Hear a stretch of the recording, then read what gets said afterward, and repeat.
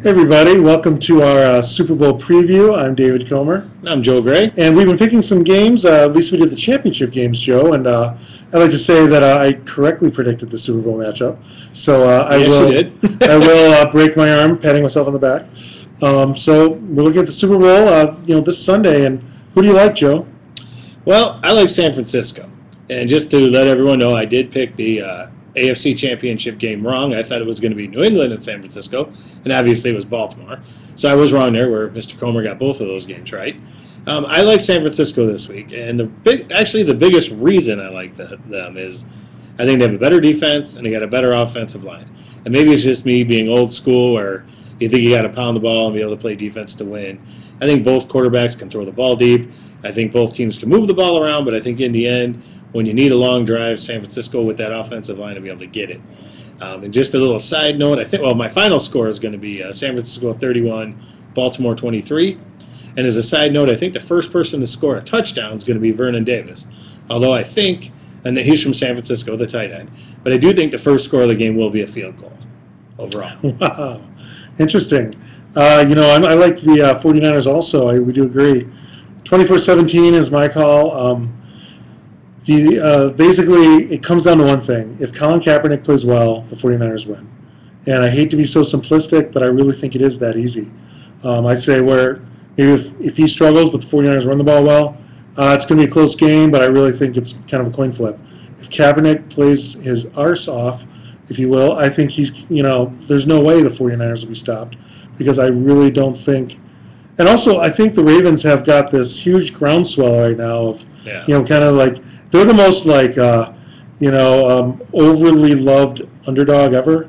There's a lot of love going their way. Yeah, it's like the one underdog that's kind of like become the favorite here, and just with this groundswell of emotion. I just don't think, though, that but the one thing that worries me, and if the Ravens do win, Joe, I really got to say, I think it's because the 49ers defense, which has looked so good these last couple of years, in the playoffs have been kind of average and have been susceptible.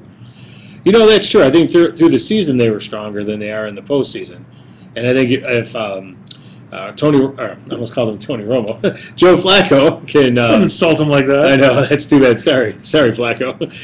But if Flacco could get the long ball going and Ray Rice can run the ball a bit, that's true. I think they can win. And I agree with you on the Kaepernick thing, because if he plays like a second-year quarterback, they can lose this game. So I think that's the difference. And I think Flacco might be, almost called him Romo again, Flacco might be one of the most underrated quarterbacks around. I mean, he's won, I think, a playoff game in every season of his career, which I don't think many people have done, if any. So he's done a lot of good things. I just think the Ravens are riding high and they're getting a lot of love, and usually that bubble can get burst. But I think it would be emotion, and if Kaepernick kind of comes back down to earth, that's the only way Baltimore, I think, can pull this out. Yeah, what's really bugging me, though, is that Joe Flacco, everyone's saying this is a career-defining thing, and he's always done this, though. He's always been hot and cold. And the one thing in his favor, though, is they have opened up the playbook a little bit. Yeah. So, and they've been, but I mean, I'll never forgive the Ravens, ever, for the year 2000, the most unwatchable Super Bowl ever. I believe it was the calendar year 2001 with the 2000 season. Unwatchable. That was great. They had three defensive/special teams score in a row. And Ray Lewis was your MVP with 3 tackles. Well, that part I didn't agree with. And Trent Dilfer goes to Disney World for having 100 passing yards. Yeah, that's true. It was so brutal. Jamal Lewis, I think, maybe got 80 yards.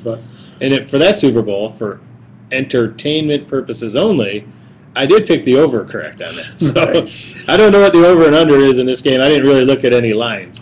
But I think it will, like I said, 31-23. I think it'll be a little exciting game, but I think in the end, San Francisco's pulling out. Did you give a final score? Yeah, I did did say 24-17. I think it's going to be a little low scoring, and I really think you're going to see, and even the Ravens against the Patriots, they kind of used the kind of like Ravens of old kind of offense, where it was kind of knock down, drag out, the most unsexy 10 points you'll ever see. They had at halftime, and it was like watching paint dry. Yeah. But again, they opened it up in the second half. I think this time it would behoove them to do the same thing, but maybe get it going a little earlier.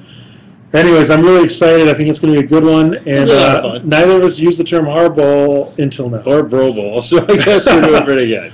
Right. And I don't know if you heard, but I heard Ray Lewis, this might be his last game. We can only hope at this point. That's a little inside joke because we're kind of sick of hearing about it all for the past several weeks. It's all about Ray. About how I'm retiring. So, all right, Dave, well, thanks a lot. And I hope all you out there really enjoy the Super Bowl and have a good time. See you later.